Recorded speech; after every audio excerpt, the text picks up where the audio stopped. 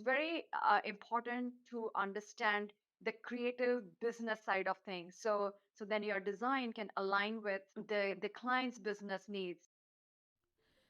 You're listening to the Architect My Life podcast, a show dedicated to empowering women architects and designers to achieve business growth, financial freedom, and health and wellness. I'm Aya Shlachter, your host and CEO of MGS Global Group. Our company provides Revit, ArchiCAD, and CAD drafting services to busy architects and design firm owners. MGS Global started as a part-time gig when I was a new mom, but it has now grown into a thriving business that provides drafting support to creatives, helping everyone maintain a healthy work-life balance. This podcast is proudly presented by MGS Global Group. Now let's dive into this episode. Hi everyone, our guest this week is Smita Sahoo of āśaya Design. Smita is the owner, founder, and creative director of āśaya Design, a luxury interior design and architecture firm based in Chicago.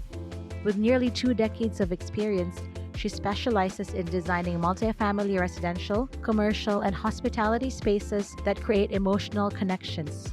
Smita's design process involves creating a compelling concept that tells a story and considers users' goals. Her signature designs combine Western and Eastern elements, influenced by her background in architecture, interior design, environmental psychology, and sustainability. āśaya's mission is to produce projects that positively impacts clients' brand equity from an economic, social, cultural, and environmental perspective. In addition to her work, Smita serves on boards and sponsors organizations that promote women's ownership in hotel and commercial real estate. She is trained as a classical Indian dancer and painter and enjoys cooking and traveling to experience different cultures. Practicing yoga and mindfulness are essential to her life. I'm so thrilled to talk to her today. Welcome to the show, Smita. Thank you so much for having me. Very excited. Same here. So I always ask all my creative entrepreneurs this standard question. Tell us about a childhood experience or a person that influenced you to become an architect or designer. Yeah, absolutely. It's going to be definitely my father, and also my art teacher. So growing up, I was encouraged by both of them that from very early on, they kind of spotted that I'm more on the creative side. I grew up in a community where everybody is a doctor engineer. So for me to get that encouragement to be in the creative side, I would definitely give both of them that credit. So So I'm also like Asian and you're Indian descent, right? yeah, So how did you move to this country? Because it's completely different. yeah. I mean, did you go to school in India first and then you moved here? So I did my bachelor's in architecture from Sir J College of Architecture, Mumbai. And then a lot of my seniors at that time were exploring for their education, like their master's or PhD in US or UK or even Australia. But most popular destination was US or UK.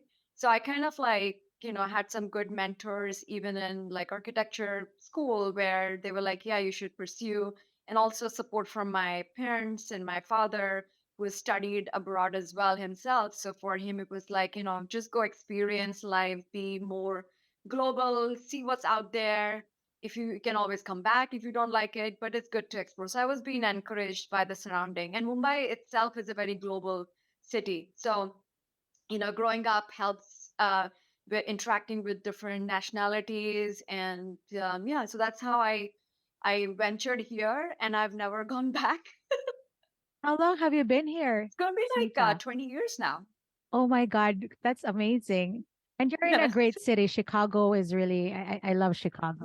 I love Chicago. So as an architect, Chicago architect and an interior designer, Chicago is like a paradise for me. I remember studying about Chicago architecture in school in India.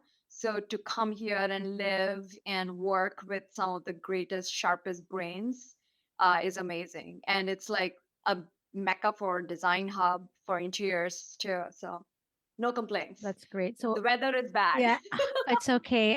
I'm always hot, so I'm also in Cleveland. So it's Yes. very close to Chicago. We're in the Midwest. Right. So yeah, it's pretty cold here. So I'm very Yeah. curious about one of the things you said, you're a creative design thinker. Is that the same philosophy as Uh-huh. design thinking philosophy? So, I mean, yes, design itself is a creative field. But also in the creative field, I feel just only thinking about spaces and design and colors and textures and forms, that's not enough. I feel like as you progress in life and as you progress as your professional, it's very important to understand the business side of things.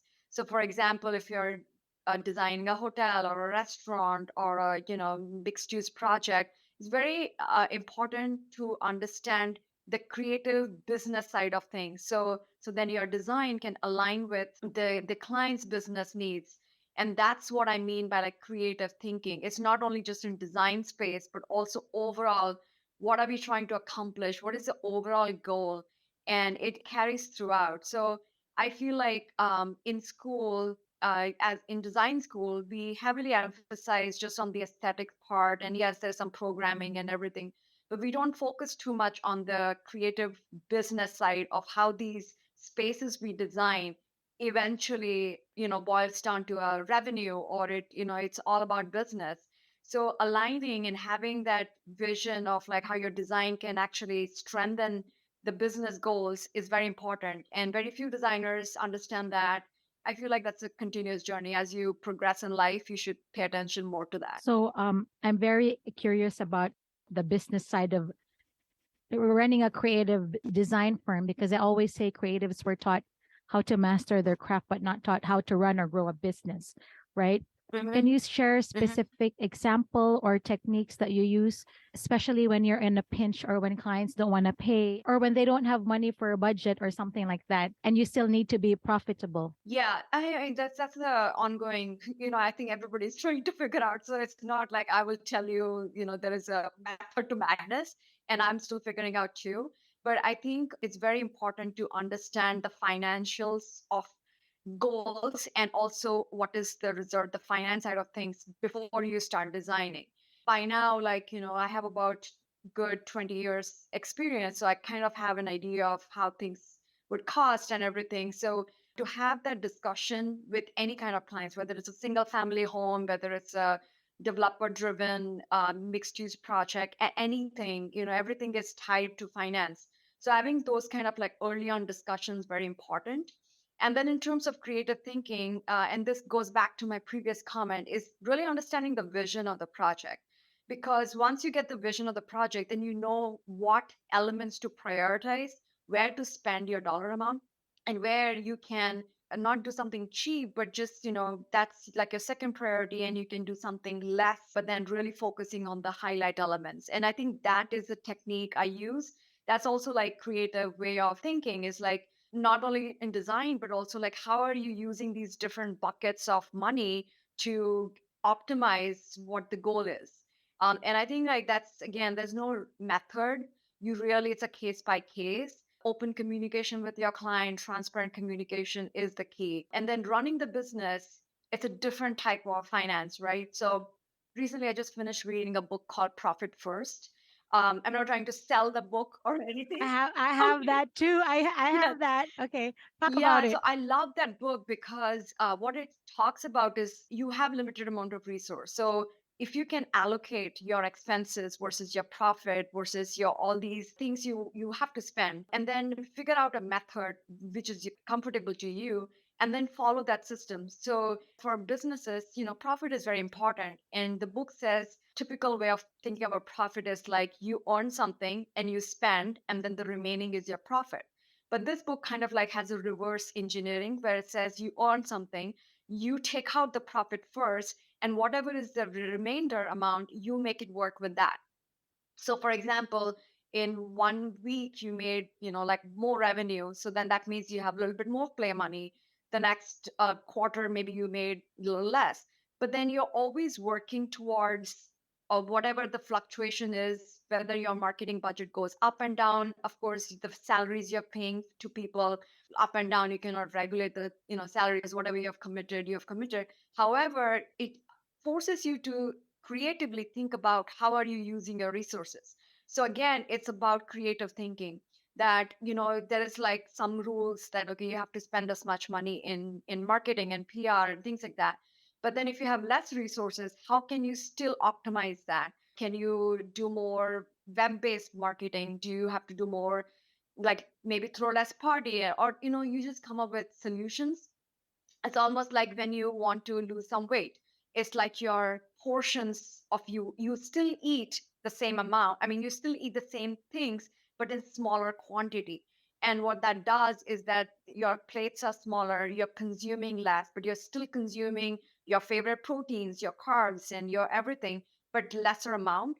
But then, and then also your body is behaving accordingly. So the business also is that, like, if you have the mindset that I'm going to go and spend everything and then whatever is remaining is a profit, then you always will have that mentality.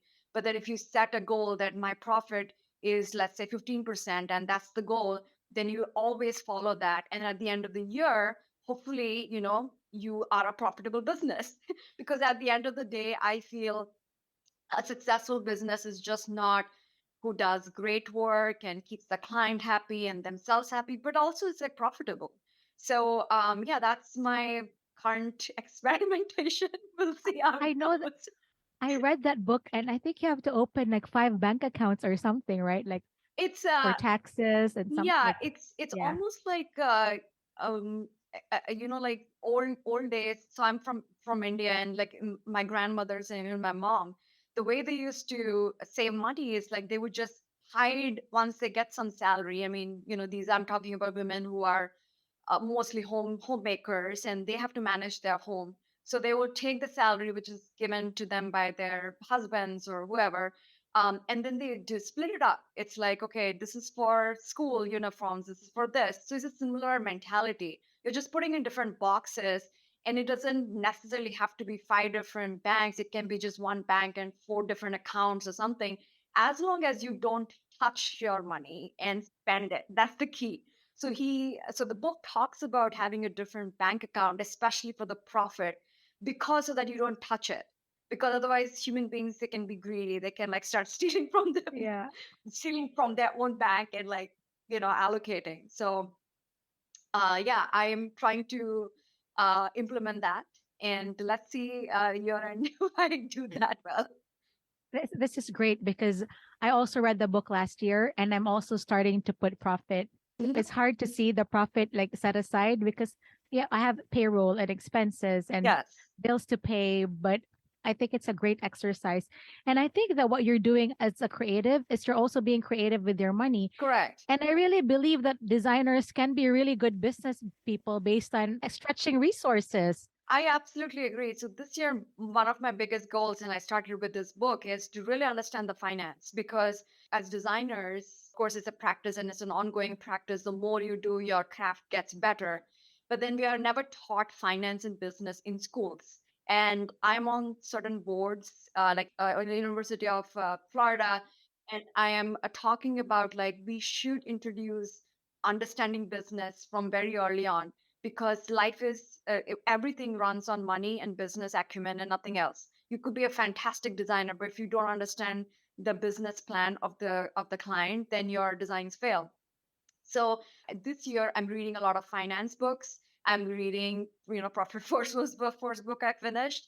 And I think it's very important to understand money and how it works, because that's the backbone for everything. So what other business books are you reading? So I have started reading Surge. There's a lot. Like I'm reading some books on negotiation, which is Never Split the Difference, which is about like how do you negotiate with, your one of your questions was like if the client is not willing to pay something, how do you negotiate with them gracefully? We all have to figure that out. I'm figuring it out too. The pumpkin plan. It's about how do you laser focus on one area which you really enjoy, because you enjoy and because you're so laser focused, you'll really excel. I am also reading some philosophical books, because these are two number heavy books. You need to counterbalance. So I'm reading about how to have grow mental strength, because happiness and your expectations from the world is your control. The better you manage your expectations from everybody else, the better you can manage your own control and mind control. So reading a lot of books on that. Yeah, I think that's pretty much it. Like, um, that keeps me busy. These are like heavy reads. I know, So like after finance, because it's too heavy, let's go on to philosophy. yes. At least you're now reading like, those type of romance novels I used to read in high No, school. I can't waste my time I know. on I read romance. that in high school, not anymore. Yeah. Yes. Anyway, Yes. let's talk about your design business. I really love the name āśaya. So what does it mean and why the name? Correct. So yeah, the name was very important. So I started my business in 2020, and like after hitting 15, 15, 16 years in corporate America, I wanted to start something new and fresh. In 2020, it was like the quintessential time for change and Sorry to everything interrupt. Was this before COVID or during COVID? during COVID. Oh, During so COVID. you're one of the entrepreneurs who started. Yeah. Okay, now this gets better. Okay. I believe in never let a good crisis go waste. I thought you've been an entrepreneur for years because of your amazing portfolio No. and your website. But carry on. Tell me Yeah. about the history of why you started. Yeah, so I didn't want to start a name just by putting a design name after my name or like just calling it Smita Sahoo Studio. I wanted it to be a philosophy which I believe in, which my whole brand and the entire design is aligned with. So aside, and also I'm Indian, so I wanted to celebrate my heritage as well. So asaya is a Sanskrit word, and it translates in English to cradle of feelings and thoughts, and that's what my business is about. So I'm an interior designer, I'm an architect, I have a background in environmental psychology, and I basically understand it's all about, and I lead with my heart. I'm one of those business women who is like, I go with my gut feeling, I go with my heart. So, and my spaces too, it's aligned with the emotional aspect. And then I also have a very technical side to me too, which is the numbers which I'm trying to figure out. So for me, this word was the essence of this business. It's about the cradle of feelings and thoughts. It's like being thoughtful designer, being it's about emotions. You're capturing human emotions or you're capturing a business emotion. And that's what I do. And that's what I spend a lot of my time understanding. And then the thoughtfulness is like, how do you optimize based on the client's revenue or things like that? And that's where the analytical side comes in. And then also, I wanted this to be more of a legacy name. My vision is that if I when I die after many years, this firm can continue to live with a different CEO or somebody else. I don't have to be the CEO forever. So that was kind of that's like my long-term vision. And then I started with the name and my three ethos. I didn't have a single client, but now we're going to enter our third year this July, and there's no looking back. And it's an incredible journey, and I will never ever give up this madness. So can I tell you, my previous guest, podcast guest, she told me the only job security that you have is entrepreneurship. So congratulations, Smita. Like it's not easy because if you're in corporate Yeah. for like 20 years, I mean it's really hard to just who would hire you? I'm sure you have a lot of experience, but getting your first client, like let's talk about that. Like who was your first client when you started and what year was that after how many months post pandemic? Yeah, so I started July, but then I got my first client actually August. Yeah, so it wasn't that I didn't wait that long, but it was a small residential project, and it came through a referral.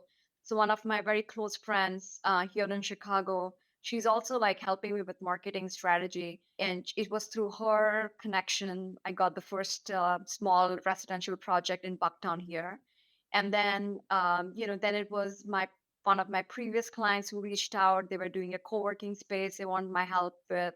And then it just kind of like grow into bigger project. But it actually really started with a very small, literally a single family home project. And now I'm working with one of the biggest developers here in Chicago, Sterling Bay. I'm in their office right now. So it's the growth has been exponential, and I can't complain.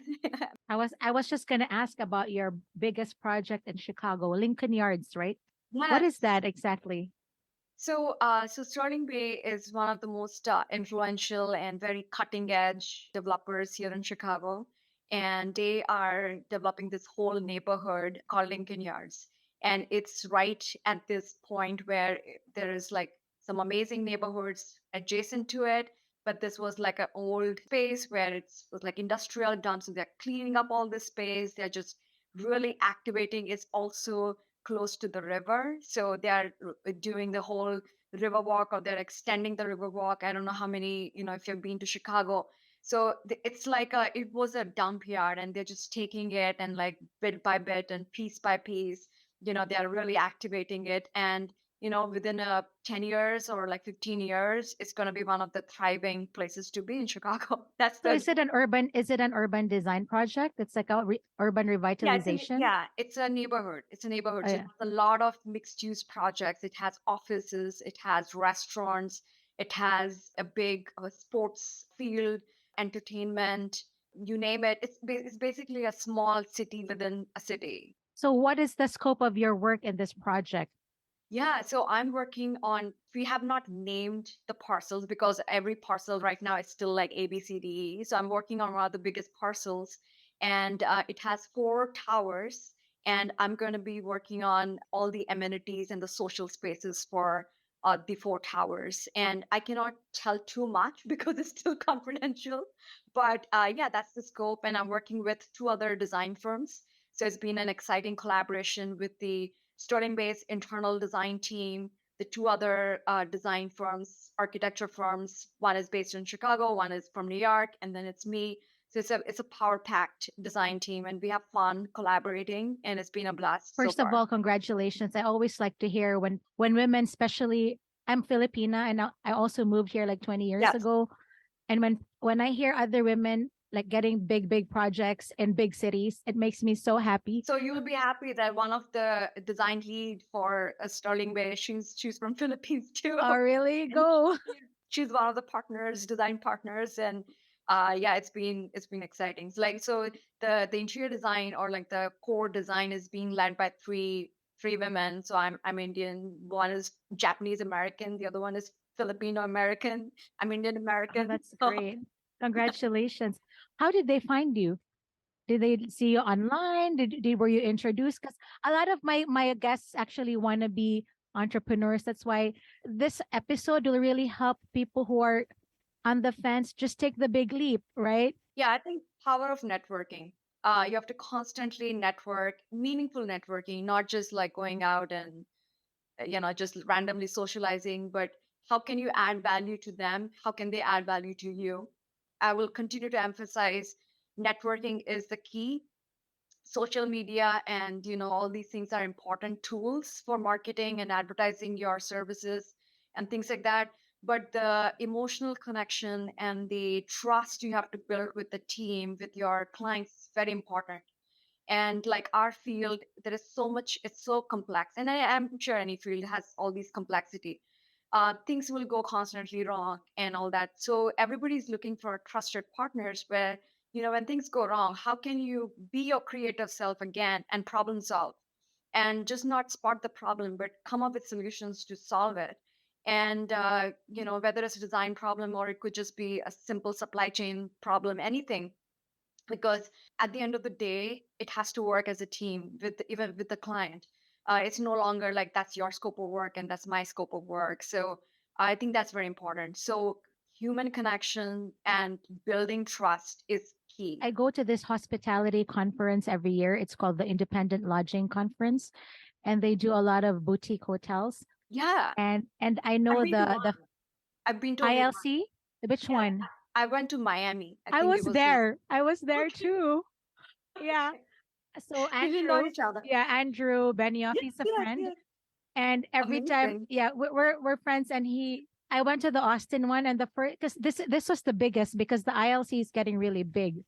And then you see a lot of Yes. people in suits and like already just trying to make their quota, right? Like, because I've Yeah. been going to the ILC for like 5 years. I'm one of the old timers, Oh right? wow. And so I mean, like we That's don't the best. dress up, right? That's the Like best Andrew just ones. wears a t-shirt and like whatever sneakers. Yeah, Yeah. yeah. And so Yeah, it's yeah, casual, and so I when we love went it, to and I loved Austin, it. I was And like, wait, just where are all these yeah, people coming from? How come they're dressed so nice? The rule is Andrew went up on stage and said, number one, no selling. Number one, he said no selling in the, I know you guys are here because your company Yes, sent you here, but in ILC, we form meaningful relationships because if I like you, then maybe I'll work with you. And then for people, he saw a guy in a suit with leather yeah, shoes. He's like, "Is this your first ILC?" yeah.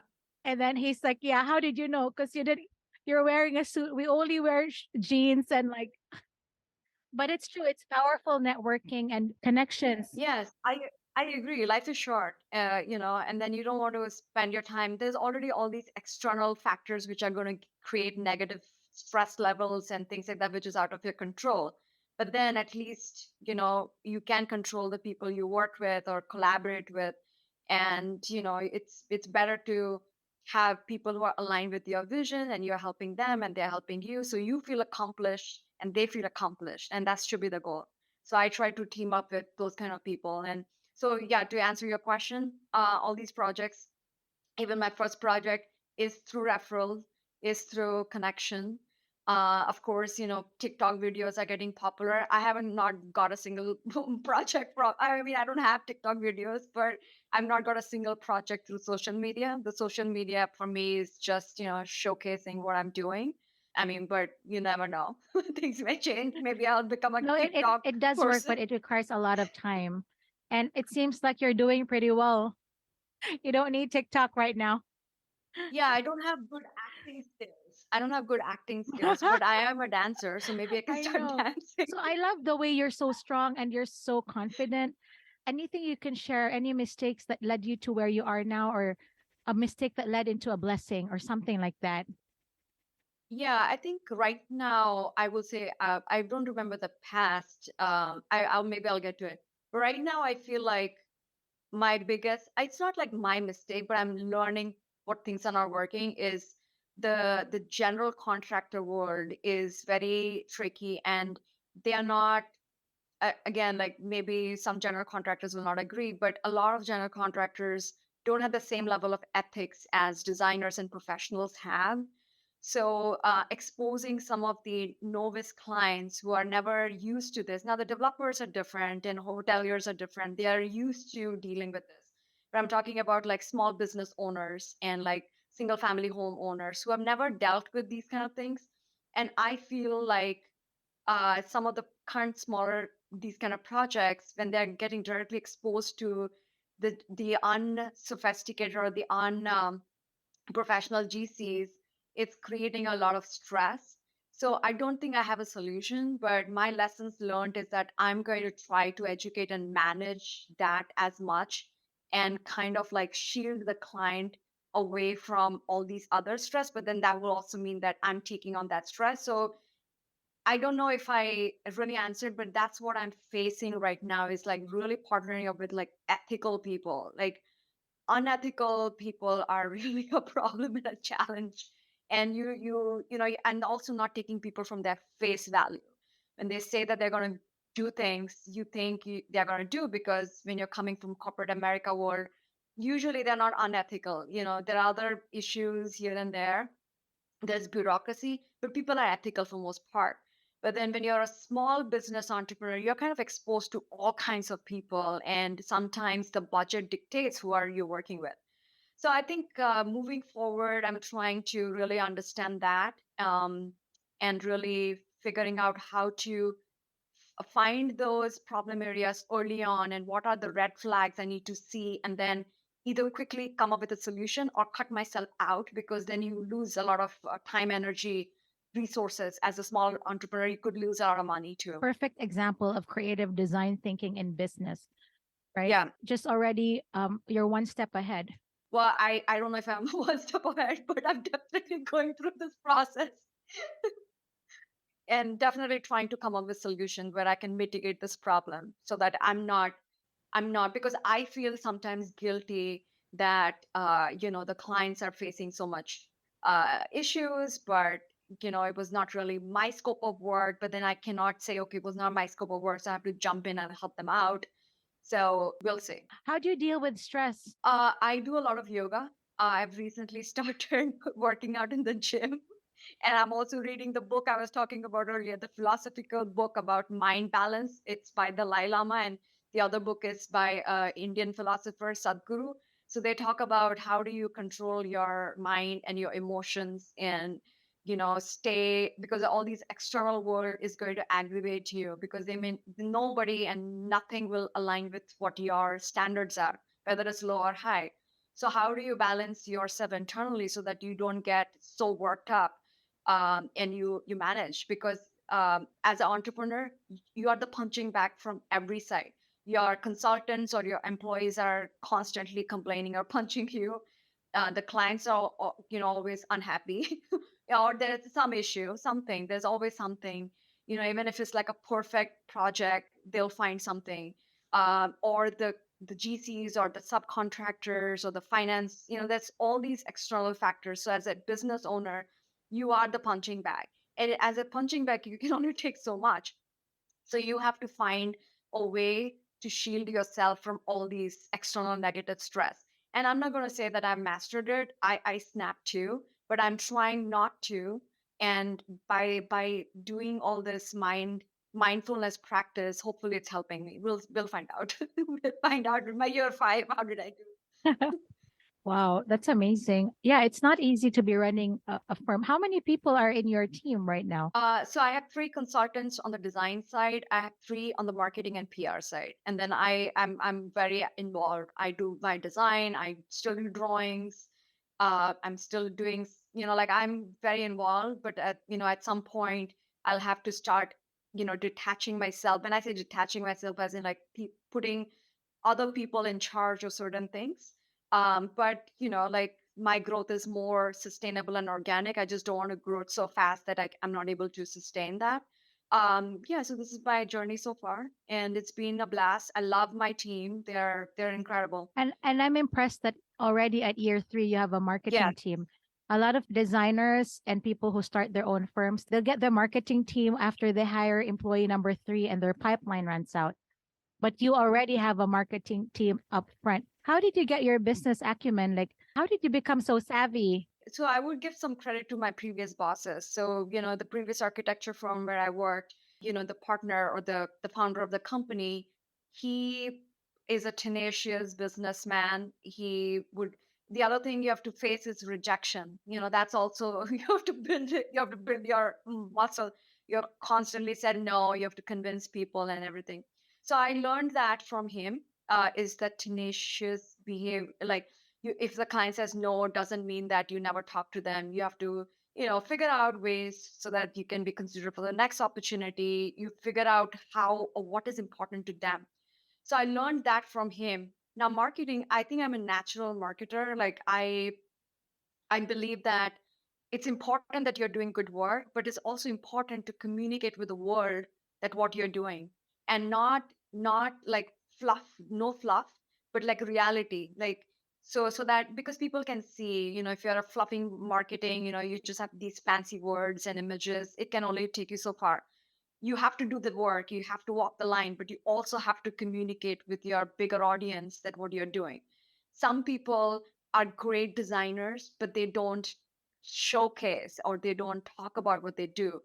And I don't have godfather in this country or anybody who can do my promotion, so I have to do it myself. Yeah, so that's so yeah, and also like just listening and learning from other businessmen or women who've been successful and who I appreciate. So I see what they are doing, and I and then also like I have my own ideas too. I love marketing. So whether I had a project or not, I still had the marketing. My friend who's also a great marketing person, she was from me from the day one. And so whether we had a project or not, we believed, like my 3 toes, my name, my brand, it's continuing. And we started that, or like I came up with those 3 things even before the LLC was formed. Because if you don't have your DNA and your core brand, or at least an idea, it's going to evolve, and it's going to, it has to polish over time, and you have to morph. But I do believe in that. Like good PR, marketing, and branding is very Yeah. important. Where do you think you get the most clients from? Is it a combination of everything you're doing, or is there or like face-to-face marketing? Because I think relationship building, so what happens when you go in relationship a is key. space like, so it's just 'Cause, the relationships you've built for like the last 20 years. You'll approach former colleagues and clients and say, "Hey, I'm on my own." Is that how you started? uh, yeah, pretty much it. Or I think like some people already knew that I should be doing things on my own anyways. They were like, well, thank God you started. So I think people around you kind of know that you're up to something. And then you just tell them that, hey, like I'm starting. If there are some opportunities, here are the projects, here are the things I want to do, but it's important to ask. So I do ask, like, this is what I'm doing. If you have opportunities, or if you don't have opportunities, if you can think of other network you have, and put me in touch, and I would love to connect. Here's my capabilities. How can I help? But you do have to ask, and I ask. I'm not Yeah, a afraid. lot of people are very shy about that. Yes, I think initially you are awkward. I think everybody is because they feel like how can you just ask? But then if you don't ask, how does the other person know what you want? Um, and then again, like you cannot be so aggressive that, oh no, I have to meet my goals. Can you give me this much project or something? So there's a fine balance to understand, what they have currently in their pipeline. How can you help? Are you the right fit for this project? You may not be the right fit. Maybe some other connections you can work with. So it's a nonstop process. I think everybody would agree with me. Like it's not like I go in, I tell them, and they give me the project, and I'm out of there. It's never like Yeah, that. At least not it's for everything. You got to do everything all at yeah. once. So since Yeah. you're right now extremely busy, I have a question. Where do you see the building environment? And I know you're doing hospitality, a multifamily and residential, right? Single family homes. Yep. Yep. Do you see the business thriving in the next 2 to 3 years? What are your thoughts on the economy right now? So I don't control the whole capital market, Yeah. so I cannot very intelligently talk about that. But I feel like as long as there are humans, you still need space to live, work, play, eat. So even though it may come down a little bit, but you have to live, and you're going to live. Yeah. I mean, we are fortunate, or we are not living in the caves anymore, so we are living in built environments. So you'll always need that. You will always need a home or an office or a restaurant. Yeah. So that's what I'm capitalizing on, is that as long as you have humans, Yeah. you will need spaces for I them. like that because I also run my own business and I always wonder like, oh, I'm busy now, but what's going on in the next 5 years? For me, it's I'm always wanting to find out my blind spots or what's going on around the world, like the tech industry is collapsing and laying off, but the architecture industry is thriving. I think the building interior designers and architects are so busy right now. I mean, in Chicago, I was just there a month ago, I think there's so much construction. Hmm. Yeah. So it's just human nature. Something will go up, something will go down, and you can't like overreact to something where it's going fantastic, and then overreact to something which is not going fantastic. Your life is a sum of all these ups and downs. So that's my philosophy too. It's great. I really enjoyed our conversation. I have a few more questions. Sure. So, who is Smita Sahu outside of āśaya? I'm a again like I'm a creative. I'm an independent woman. I love supporting other independent women or aspiring independent women or not. I think my calling is to really help support that aspect.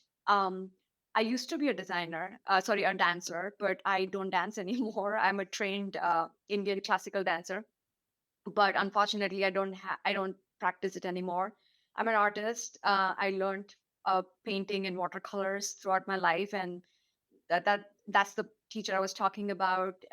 So I enjoy that. I love traveling. I think traveling and exploring, I have a very curious brain, so I love to just soak different cultures, learn from different cultures, but also like there's a thread. Like a couple of years back I was in Bali, like Indonesia, and I felt like there was such so much influence of Indian culture there. And in fact, some of the names in some of the temples are they have original Sanskrit words and everything. So I really enjoy discovering that you went somewhere, I had no idea, and you connect these dots. Other than that, I like to sleep. I like to exercise, I like sleep. yoga, and you know, sleeping is important. Right, right. I like my beauty sleep. I'm a very social person, so lots of friends, lots of incredible women and men friends who continue to help me grow as a person and love to cook. So See what kind of cuisines I saw in your bio that's your thing now. yeah. You enjoy cooking. So I love Indian cooking, obviously, but I also love the fusion cooking. So I will take like a Italian recipe and deconstruct it and add some Indian elements to it. I mean, it's the same creative brain in different forms. So cooking also becomes another form of creative expression, using ingredients which you find here, but using an old Indian recipe with the new ingredients in America, and how does that blend? And some experiments don't work, some experiments work. I mean, I have to eat all of them anyways. It's not a commercial kitchen, so not too many people have to, face my experimentation. But cooking is something which is very therapeutic too for me. You're a true creative Yeah. who likes everything about the arts. Yes. So where do you see Asaya in 3 years? So 3 more years. Okay, I'll tell you my dream. I think I want to grow the studio with meaningful projects. I just don't want to take a bunch of projects just because we want to hit our goals. I want to see it be like a 6-person team in next 3 years, doing a lot of meaningful, uh, good brand projects. Like for me, the brand name and the client name and the value you add is very important. So not necessarily, and of course, profitable. So it has to be, the brand value, the brand equity has to be strong, and also profitable. So that's where I see in 3 years. So I'll come And back in also, 3 years. We'll talk yes, about this. Maybe yes, you'll have 20 people. You never oh, know. you never know. You never know. Anything else? That's pretty much it. And then, like, I think this year, the one of the big initiatives I'm trying to do is set up some collaborations in India, work with some NGO who are doing a lot of like rural development for girl children and women, education and employment and those kind of facilities. And I'm in talks with few of them, and hope that comes to fruition as well. Everything takes time. But that's a big part of Asaya. It's I just don't want it to be just a profit business. If I want this to be a this to be called as a social entrepreneur, like I consider myself a social entrepreneur, where I'm not only just making money or business for myself, but during the process, I'm helping others, whether it's through, you know, charity organization, doing projects which are uplifting certain demographic, and I want to continue that way, where we are not an NGO, but we are a social entrepreneur. So I that's the believe dream. generosity is the key to success. Truly. That was Smita Sahoo of Asaya Design. Thanks for listening to this episode of Architect My Life, a podcast brought to you by MGS Global Group. I hope you enjoyed this episode. If you'd like to add to the conversation through your own experiences, I encourage you to be a guest in one of our upcoming episodes. Visit architectmylife.com to apply and learn how. I firmly believe that a strong community drives change and fosters success. If you'd like to be part of this community, join the All Women Architect My Life Facebook group. Please take a moment to review us on Apple Podcasts, Spotify, or wherever you listen to your podcasts. Thanks again for listening. I'm Āśaya Shlachter. Until next time.